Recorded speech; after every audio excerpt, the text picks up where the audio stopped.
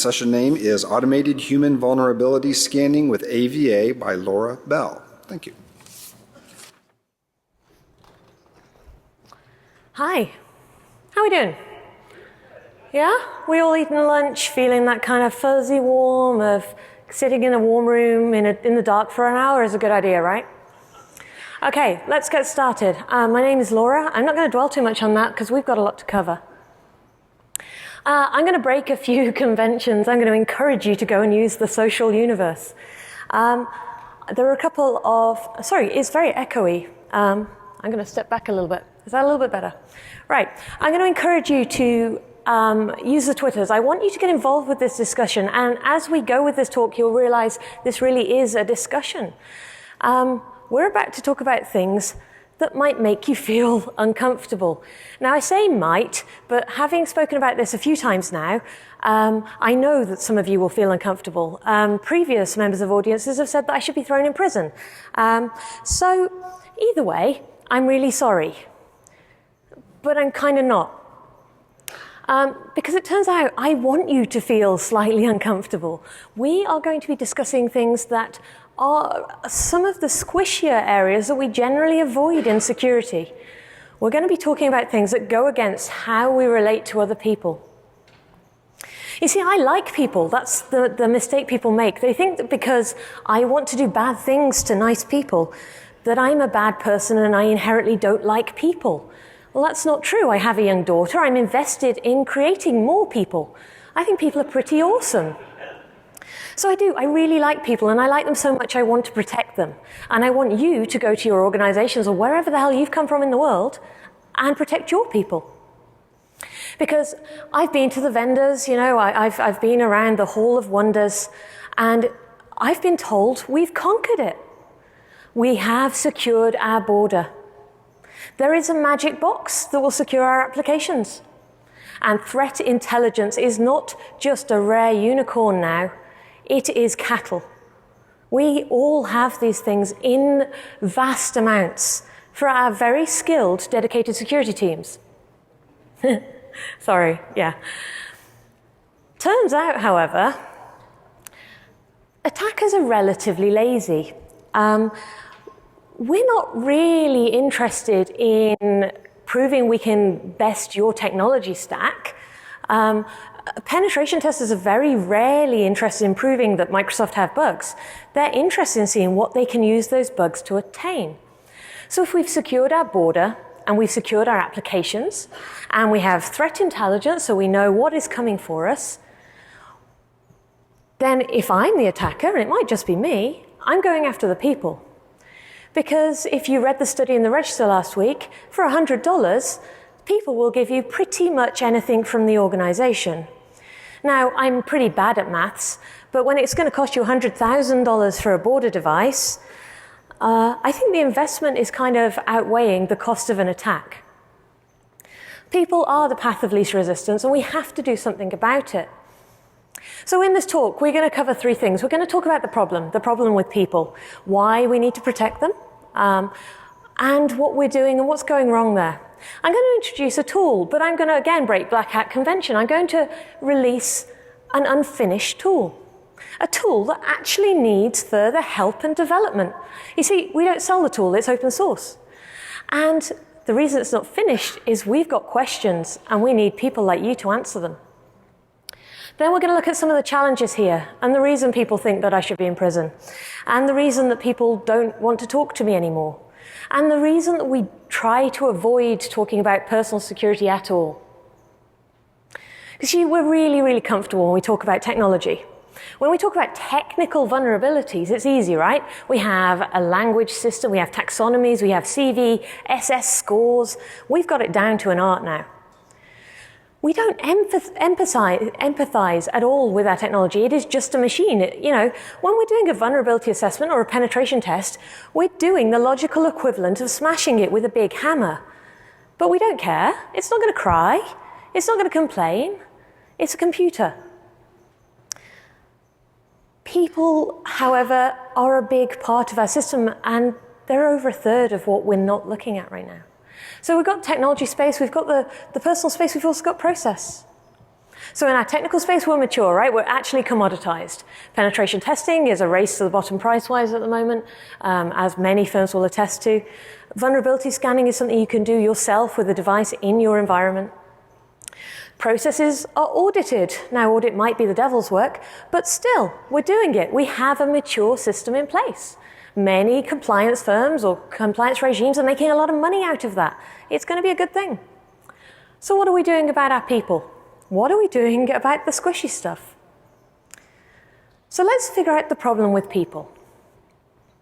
Human vulnerability, as in things in our humans that make them susceptible to risk, likely to be hurt or exploited, is actually really natural. It's part of what makes us the society we are today. Vulnerability comes from all sorts of places. It comes from that fear. You know, that fear that we're going to be harmed in some way physically or mentally or emotionally. We'll be discovered. That, you know, I'll close my eyes for a second, but raise your hand if you make up your job for a living every day. You know, nobody wants to raise their hand, but actually professional life is about making things up quicker than the people around you. We are vulnerable all the time and we hide it. We don't want to talk about vulnerability. Love makes us vulnerable. The things we love, you know, the fact that you like that cheesy TV show and you watch 6 hours of it a night. The fact that you spend, you know, all of your free time and money on whatever hobby you're obsessed with. The fact you fill your life with people that you care about. All of these things make us vulnerable. If you ever go anywhere near kind of these spy movies and things, you notice when they're going to, you know, exploit a person, they're trying to get a lever. And they'll do it with either fear or they'll do it with love. They're going to damage something you care about. There's vulnerability there. We're also a really strange creature because, you see, we think we understand people pretty well. And we go, well, no, it's fine. We know people will react in, you know, X, Y, and Z ways.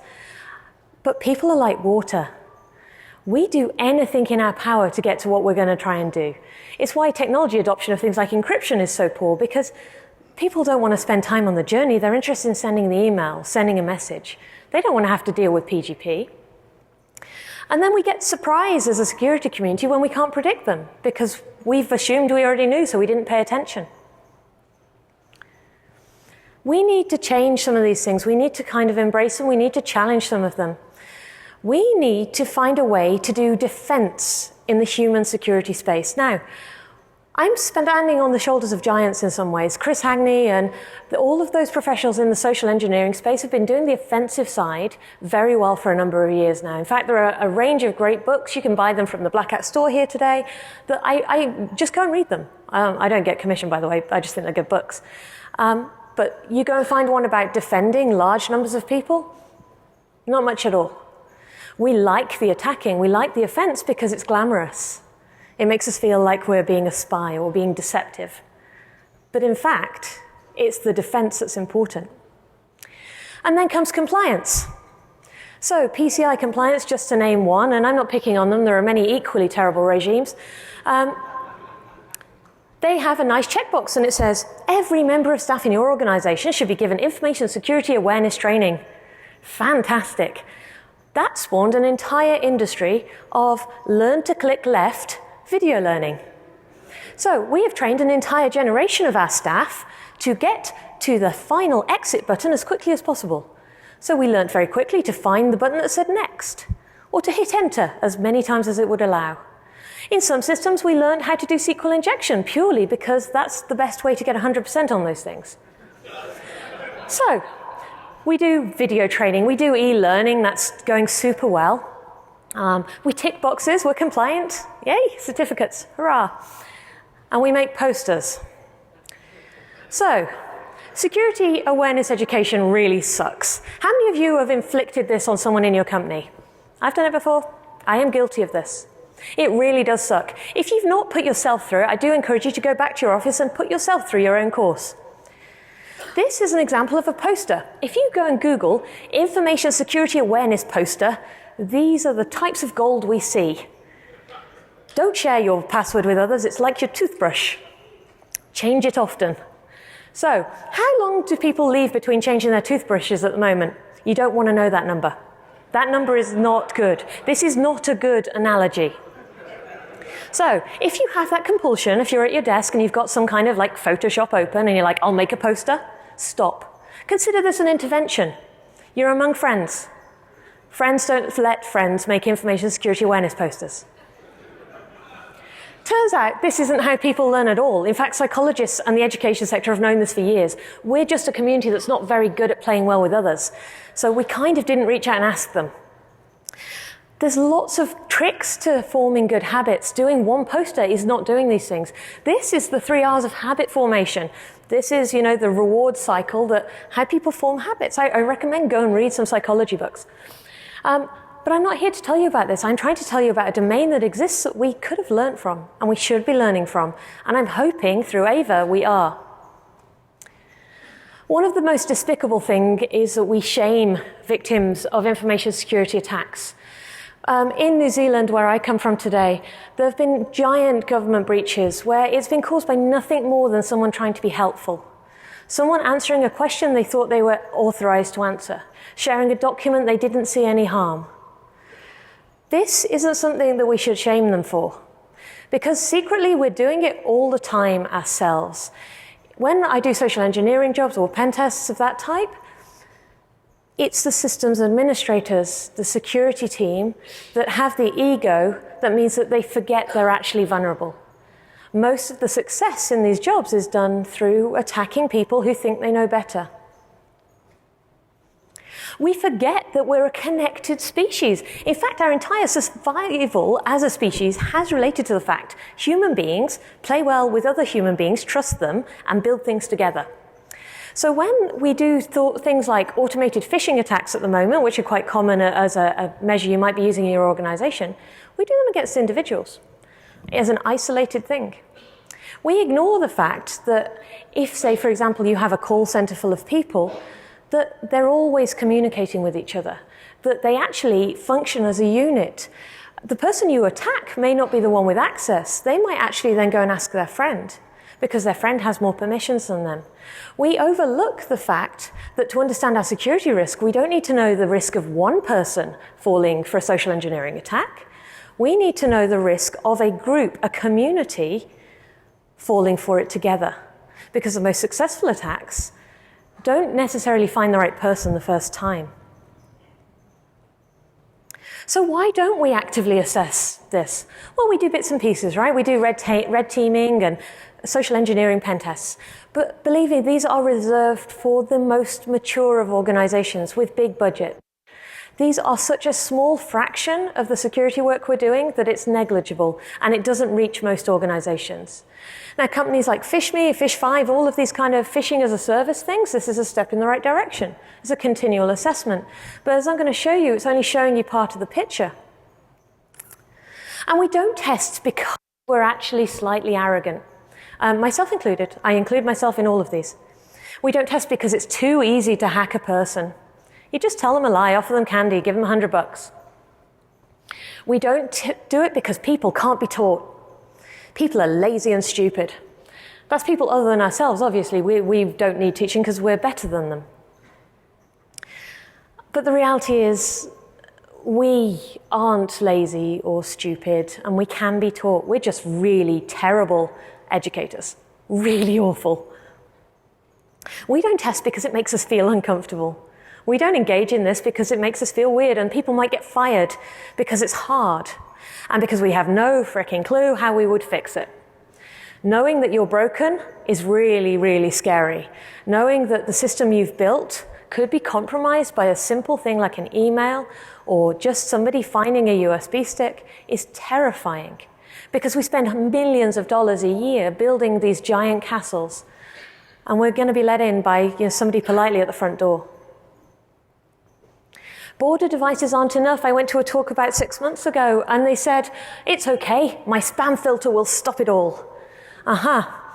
Now, border devices are great and they are necessary and they are part of defense in depth. Fantastic, keep doing that. But really, they are not enough. For every time we create a device, the offensive community is ahead of us. They are adapting, they are evolving. There is such a fragmentation and evolution pattern in the offensive space that border devices have no hope. There's no way we can predict how these things will mutate next. Now, this might change one day, but right now we're not there. But we spend millions of dollars a year on these things and hope they will just save us. So I'm going to tell you about AVA. AVA is a tool that I built to scratch an itch. I had a theory. I was getting frustrated. I couldn't communicate in an organization how the risk in their people looked, how the organization fitted together, and how they responded to a range of risks. AVA once used to stand for something, I'm sure, but as most acronyms go, it's pretty useless. Let's just call it AVA. It's a first-generation proof of concept, 3-phase automated human vulnerability scanner. That sounds very swish, doesn't it? Basically means Python code. Python code that nobody's written like this before. And I wish they had. I'm not trying to say I'm super clever or anything. I'm trying to say I can't find anything that does this, and I think it's important enough that we do it. So it's 3-phase. Let's talk about the phases. The first phase is no. Turns out we don't know what our organizations look like. We don't have the faintest idea. Do you remember those polite diagrams I showed you on your first week in your job where it, had one person at the top and then like 6 million people at the bottom and you were somewhere down the bottom and there was a nice hierarchy? That's not how our organizations look. If you start looking at the interactions between people, how they communicate, if you look at the permission structures and who has access to what, that hierarchy that we believe exists is very, very different.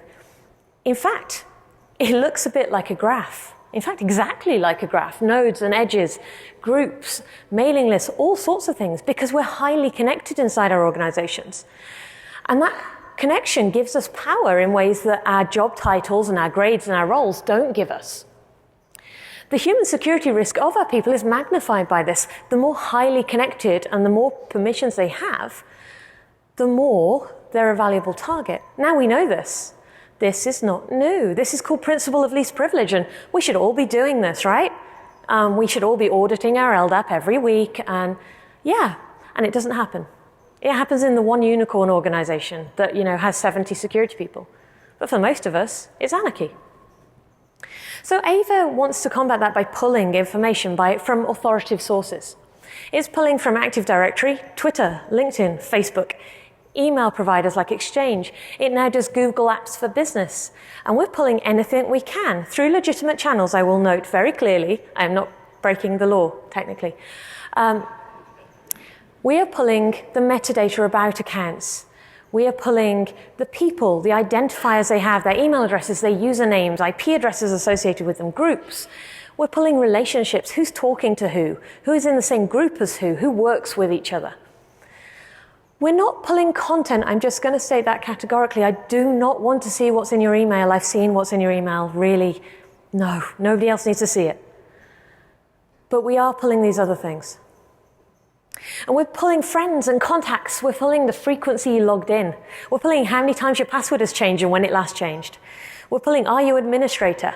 Are you a member of group that has inherited administrator permissions? Were you the sender or receiver of anything? We're pulling profiles. We're profiling people. Anyone starting to feel squishy yet? Nope, keep going. What are we going to do with all of this? Well, that brings in phase 2. Once you know what your organization looks like, and you have this lovely graph of people and all of the associated information about them, you've got an idea of the types of people who might be more interesting than others. And trust me, it's not going to be your CIO. I'm sorry, any CIOs in the room, you're not an interesting person to me. And I'm going to go into why. Because we're going to inject threat. Now, traditionally, this is phishing attacks. That's the one we're kind of familiar with. And that's cool. We're going to inject all sorts of threat into this network. In safe ways. We're not going to inject malware. There is nothing malicious. Nobody will be harmed. We're going to do it via email, via social networks, via removable media, via files on honeypots. That, file share that claims it's got the latest Avengers movie on. Yeah, who'd have thought that'd be a honeypot? SMS. We're going to use attack vectors that actually represent the ways you communicate. If your organization is using Slack for some kind of DevOps sort of development lifecycle, then we should be there too. The security community needs to be wherever our people are, and we're not right now. We're hanging out in email. I'm afraid to tell you, the development community left email about 5 years ago, and they occasionally revisit when we make them. On the email side alone, phishing is one of the categories we're familiar with, but what about power play? What about if you have an executive high in your company that's emailed a frontline support person and asked them using their commanding, slightly patronizing tone of voice, I need that password, I need that file. How many tier 1 analysts in your organization would feel brave enough to say no? And shouldn't we know that they're likely to say yes? Shouldn't we be able to test this and find out if there is a case for helping them? What if we put disinformation into a network? Where does it come out from? That would be interesting. That's a technique that's been going on since World War II. But we don't have it in our security tools. We ignore it because, that might make us, slightly weird. Now, it turns out when I was looking for ways to do this, I got quite excited because I needed examples of phishing emails and bad things that happened to people. Now, I thought I was alone in this, but I've been keeping these things for a while. Turns out other people collect them too. So here's my first call to action for you. If you happen to be sitting on a stash of malicious emails or tweets or anything, in fact, that has been used to trick the people in your organization or yourself, please let me know. Because we have a growing corpus of this stuff, and we're turning it into benign, so non-malicious, examples of things we know work, so that we have a reusable open source corpus that we can use to test people with. Now, you will have noticed something. I've been mentioning a lot of avenues of attack here that are not inside your business. I've been mentioning LinkedIn and Twitter and Facebook, and that's because these are the places your people are actually hanging out. I believe we have to take a step and we have to go from just the systems we look at and we control and we bought to the systems people are actually using. I had a client, really lovely, very small client, had very, very posh, fancy, Active Directory-based systems that they'd built their domain around. But it turns out that people on their front line couldn't really figure out how to share the data they needed. So they'd always found resistance from IT, so what had they done? They set up a private Facebook group with the person they wanted to share it with, and they shared consistently files over that private Facebook group for years. Now, think about your organization. Would you be aware if people in your organization were popping their work documents in a Facebook group? Probably not. This is not going to show up in your logs. Your fancy border device is not going to tell you this is happening. Because there are legitimate reasons they're probably using Facebook during the day. Most of us have a relaxed policy around this now.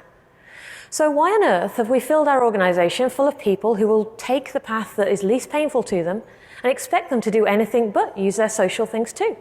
We need to go there as security people in a calm and constructive way, but we need to go there. We need to do it all the time. Security fails when we dress it up like a special event. When you go into audit somewhere and it's just once a year, they pull out that person in the fancy suit that they've drilled with the answers. And they feel really good and they have a little party at the end. But nothing changed. We didn't prove security happened. We proved that one person in a really nice suit can answer interview questions. We want to be able to do it instantly. We want to do it on a scheduled basis, and we want to do it recurring. And we want to do it over different groups. We want to be able to segment who we send things to and when. We have to give the option of succeeding. Now, it's all very well saying, well, you failed this test, you clicked on the link, you went to the bad site. But are we giving people the option of going, actually, I saw this thing and it looked really dodgy. But I thought you should know, you're the security team and I trust you. And look, you should look at this, it's awesome. Do we ever give them the option of succeeding? So let's make it okay for them to bring their crazy to us. Bring the things that look a bit silly, the ideas you heard going on in the office, and make it safe to do that. And reinforce good behaviors. Wouldn't it be amazing if in your team, one person failed a test and the rest didn't? But instead of them laughing at Bob or Betty, they said, oh, hey, let's talk about that. So I thought it was dodgy because I saw this typo here. Did you look for that? Oh no, I saw this over here and I thought this made it look real. What if people that aren't security people were having that conversation? We wouldn't just have one person paid to do security, we would have an organizational security army. And then we want to do analysis. We want to look at behavior over time.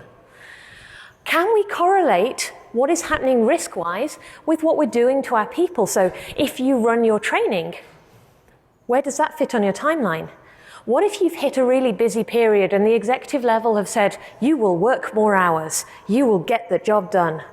Can we correlate an increase in poor security behaviors with periods of high stress in our organization?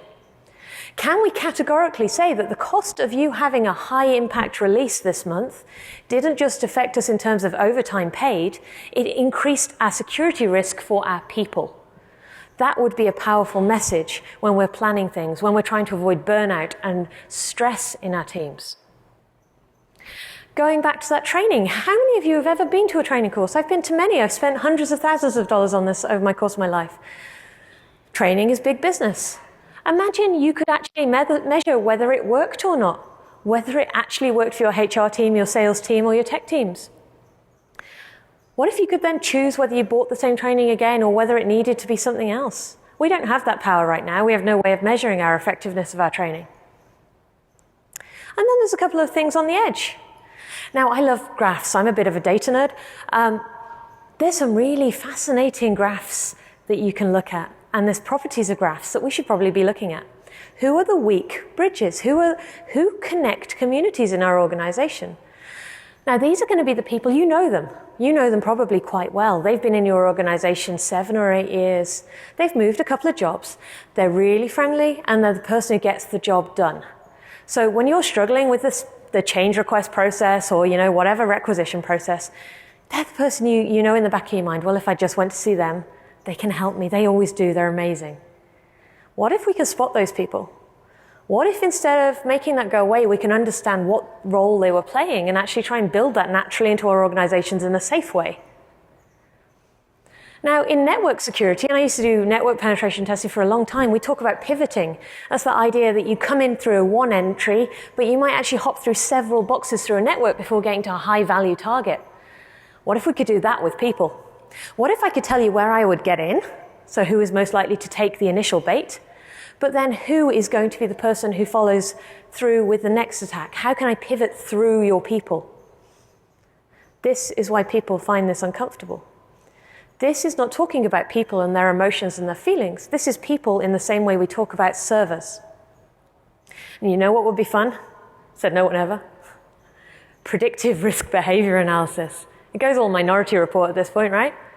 Can we prove from past behavior what they're going to do in the future? No, probably not. But we can probably look at this as an interesting place to gain insights we're not even aware we could have yet. Now, there's some boring technologies involved. I'm not going to patronize you by going through this list. We use Docker. So before anyone tweets me and goes, oh my God, Docker insecurity, I've had that conversation. Just, save your time. What I'm trying to say here is these are open source technologies, all of them. It's an open source project. It's out on the internet. The code is there. In fact, I'm going to give you a demo. Now, the demo is not the whole thing. And like I said, this is an unfinished tool. I want to show you just one part. I want to show you how easy it would be for anyone in your organization to pull all of this information from your Active Directory and your Google. So let's see if the video works. Okay, we'll do clicking. Da-da-da. Hooray. Okay, I'm going to talk through it. It has no sound. So what I'm showing you to begin with is quite how easy it is to get going. So that's me running one script. Now, I don't know if any of you used Docker before. This is me on a Mac. You can use it on a Mac or Linux. It doesn't really matter. And this is me starting it. 3 words. Done. Hooray. So you can get the code yourself. You can get it up and running. Job done. Look, there was no salespeople or anything. Wasn't that sweet? Okay. So in this case, I've got a local DNS reference to what I'm calling avasecure.com, but you could have it on a local IP. And this is what our interface looks like. We actually have a UX person on staff. We think UX is so important in this that we need to focus on it from number 2. That number 2 concern is UX for us.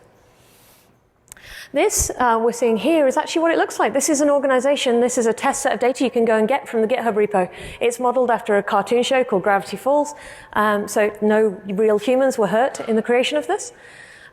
You can go and explore. You can go and look at who's an administrator. You can go look at their identifiers.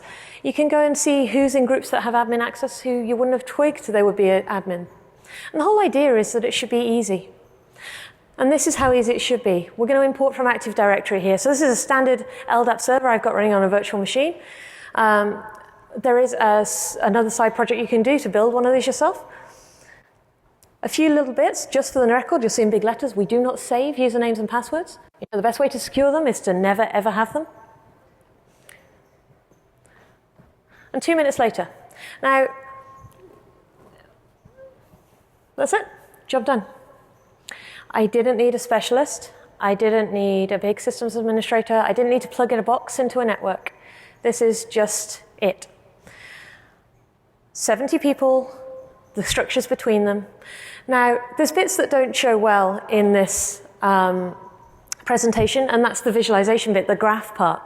Now, I tried to put it into the video, but given the size of this room, you wouldn't have seen. You'd have seen a lot of circles, and I'd have gone, ta-da, and felt really good, and you'd have got no value. So I encourage you to go and have a play. Then it comes to case studies. You can't do this without actually talking about some businesses using it in real life, and that's what we've been trying to do. Our product is unfinished, but it's unfinished because we need to work with business to finish this. Here was the process we decided on. It's the only wall of text slide I have in this deck, but I needed you to have like some idea that we didn't just kind of go, you know what would be fun, hack people. So we had a bit of a plan. We were going to get big organizations and we were going to do a big case study for you. And then this happened. I went, can I see your data, please? And I'm going to do this talk, but I'll anonymize it. But it's this talk called BLACKHAT. It's like this place in the US, and security people go there. And they went, you want to show this at BLACKHAT? And I went, yeah, awesome. Look, enthusiastic and keen. And they went, you're funny. And I went, please? Please? And they went, what? You're serious? And then I said, yes. And they went, nope, nope, nope, nope, nope, which in American is lawyer, lawyer, lawyer, lawyer, lawyer. So we struggled with a case study, but we were lucky. New Zealand is a little more trusting than America. We did find 3 organizations who were willing to play with the no section, but only in the way that we could give you a very anonymized, dumbed-down version. But I'm going to share that with you anyway, because it turns out when you come and present something that attacks people at a hacking conference, people get a bit squiffy. So we found 540 people in these 3 organizations. They cross the public and private sector. They were relatively large organizations by New Zealand standards. Now remember, New Zealand is a tiny island at the bottom of the planet. We have hobbits. Our big companies are about the size of your small companies. So, bear in mind, scale is a problem for us. And here's my stats. I'm not going to read them to you. That was the first intel we got within 2 minutes of putting the data into AVA. Now, there's a number there, 11 years, and inside me, a penetration tester died. Because we don't need to worry about 0 days. We don't need to worry about fancy threat intelligence. We really don't. It is 2015. Why are we still having this issue? So, sorry, personal rant over. Yes, so we need more case studies, and I'm going to talk a little bit about how you could be our case study, your organization, and why I don't need to see your data for you to do that. But before we get to that, there are some challenges, and there's some things that we need to consider. You see, this is actually what I'm calling a public interest security tool. This is a tool we need to talk about not just inside our community, but actually with everyone in our organizations, because we are about to look into an area that is going to make people deeply unhappy. And we need to do this very carefully, and we need to do it very consciously, and remember that our view of the world as security people is not the same as everyone else's. With the traditional security program change, where we start to embrace threat intelligence or application security, it's a top-down sell. You sell to the C-level, they're the ones with the money, and everyone else follows suit because now they've got an expensive device and somebody who cares about it. In this, we have to sell it from the bottom up. You may, get hold of a copy or, find a tool that you're paying for. But if your people revolt at this point, if they pull out their terms of service for their employment agreement and say this is a human rights violation, which we've heard before, then you've got a problem. You can't just vulnerability scan people if you don't get their buy-in first. Common question, is this even legal? To be quite honest, probably. Maybe. Definitely sometimes. In Australia, for example, it's illegal to send spam email. But is it technically spam if it's inside your systems from an account you control to people that you employ? Is that still spam? Is it okay to pull together lots of information? Is there any guidance around that in the law? The answer is no. In the US, you've got a lot of constitutional rights that would be an interesting discussion in this space. We don't have them in New Zealand and Australia, and I'm not qualified to talk about them. But I do really think that we should be having this discussion. Is there something we need to do here? Do we need to make sure we understand the law? Because we certainly need to protect our people. Now, the trick for us is that we're looking for publicly already published information. So if somebody has already got tweets out there, or they're already publicly sharing things on Facebook, like you don't have to be a friend with them to see it, then is it fair game? Your LinkedIn profile, which is like a honey trap for recruiters, we put them out there, with the little sparkly bits and say, come find me. Is it fair game because we intentionally put it out there? I don't know, but I think we need to ask. I think we really need to start to care.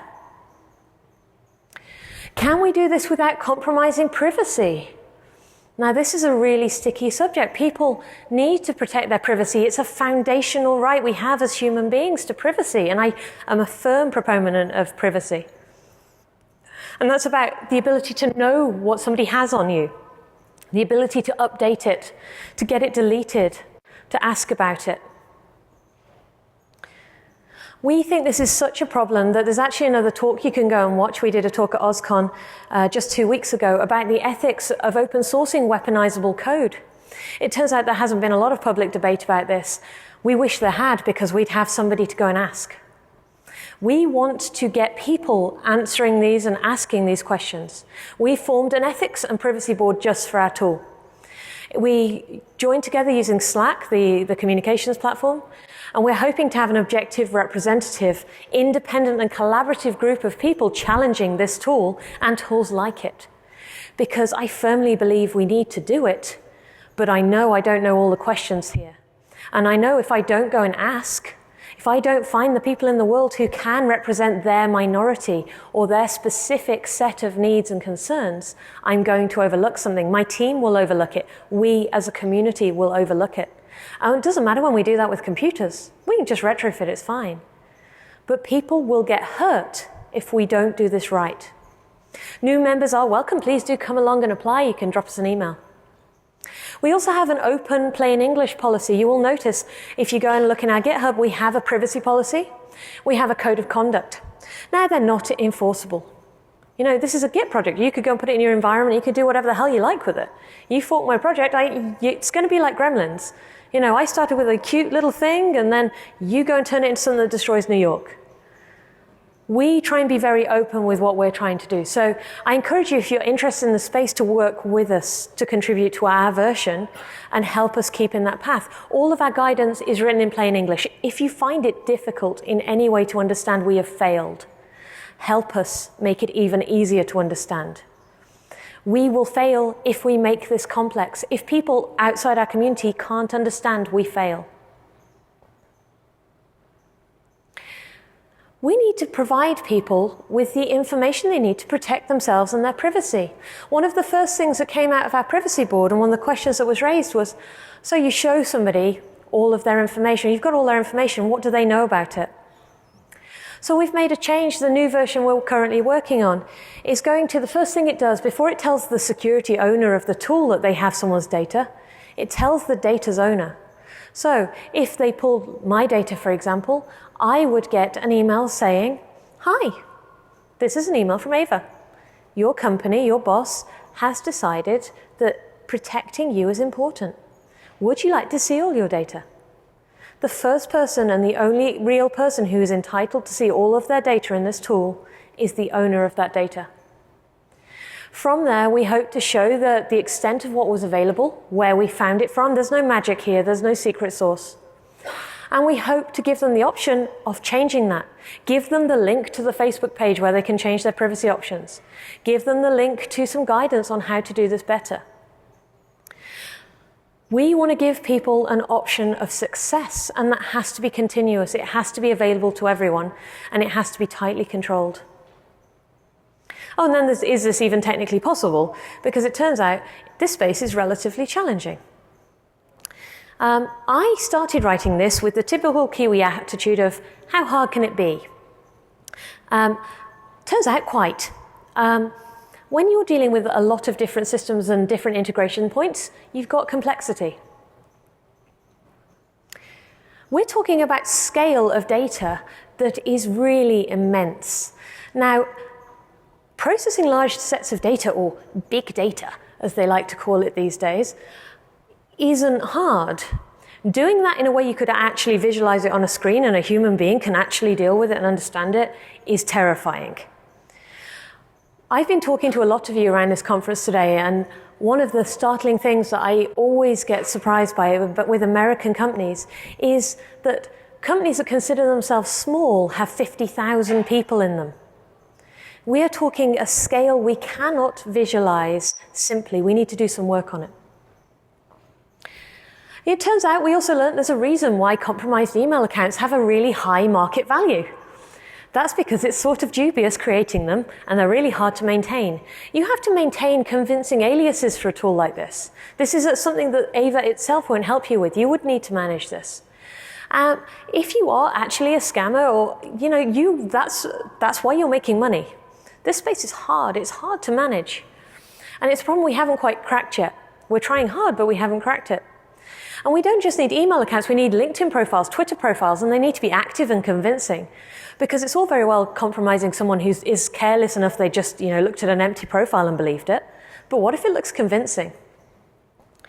Oh yeah, and by the way, nobody on the planet has any more time for more appliances in their organization. A study proved that it takes between 2 or 3 skilled individuals to actually run an appliance in their organization. So if we were to add another one, you'd need 2 or 3 people who actually understood how people ticked, who could communicate with other human beings, which, nothing personal, I'm in the security space, we're really bad at it. So we need unicorns to man an appliance like this.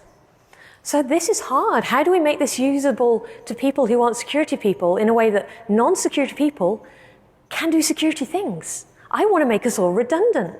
Sorry, again. So where's it going next?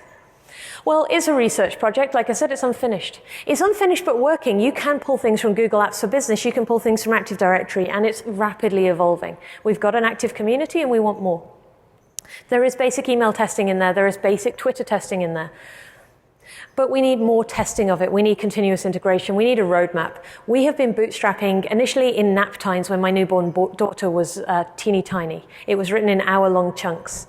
Now we have a real team, and we are refactoring and making it into a sensible, proper engineered application, but this takes time. Like I mentioned with the appliances, many organizations we spoke to really want to do this, but they don't know how to do it themselves. And I think we're going to have an emerging space come through of security culture as a change. Now, if you come to this event in 3 years and that vendor hall is full of this service, don't buy a magic box. Please do not buy a magic box. If you cannot see what this is doing to your people, if you cannot engage with them on an ethical debate, walk away. We want to integrate more. We're currently already integrating with Google. Hi, Google people. I've been trying to contact you for a while. Facebook, Twitter, LinkedIn, Slack, GitHub. If you can name a place where your people are hanging out, sharing information, we want to be there. We don't want to be there in a dodgy capacity. We want to use APIs. We want to integrate properly. We want to work with trust and security teams for these organizations. But we're having difficulty reaching you. You don't answer your email. So please, hi, we should talk. There's plenty of room for contribution here. We are growing our team slowly, but like I said, we're bootstrapped. We don't have any crazy funding. But we have an ethics board that needs people. We need developers. We need people who do documentation. We need sociologists. So if you know a tame sociologist, please send them my way.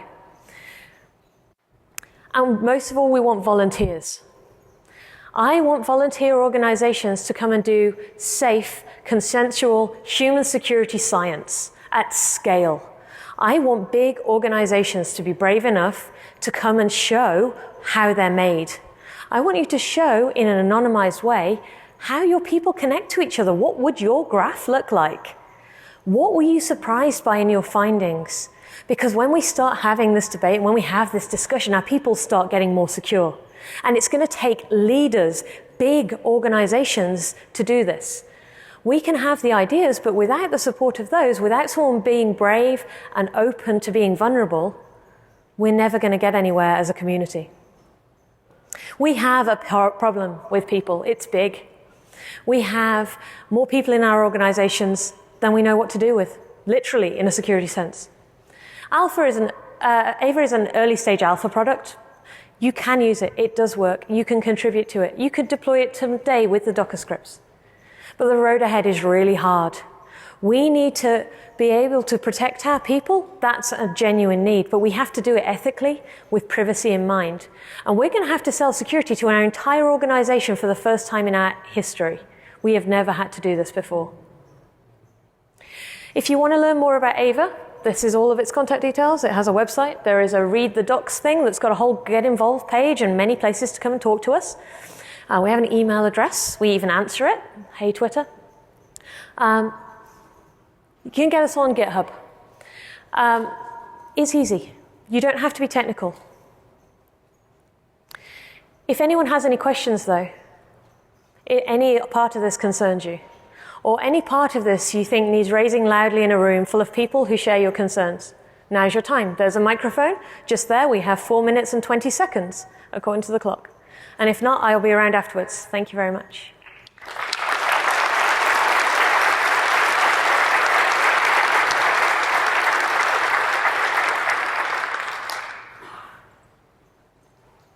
Oh, no questions. Oh, no, hi. Howdy. Whoa. Wow. I really got up on that mic. I apologize. So in the trials that you've done so far, or if you haven't had any actionable data from the data sets that you've had to work with, how would you envision reacting to the intel that you derive from this tool without going back to security awareness training? Yeah. So the one thing that we would like to see as a reaction is some kind of gamification where instead of us telling people how to do something, the best way for people to engage with the process and know what to do is for them to kind of discover it. So we want to make it so that as a team, you know what areas, have been problematic, and you can look at some options. We can suggest options in. But I want them to, as a group, go, well, for us, what works? What would we do here? How can we protect our little group? I want to actually push the decisions of what remediation down to the little pods of people, because I think if we try and dictate as we have done historically, we will get the same resistance we currently have.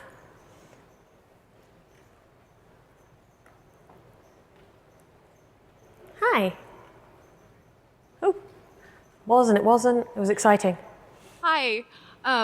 First, I want to applaud you for your bravery in doing this. This is absolutely amazing.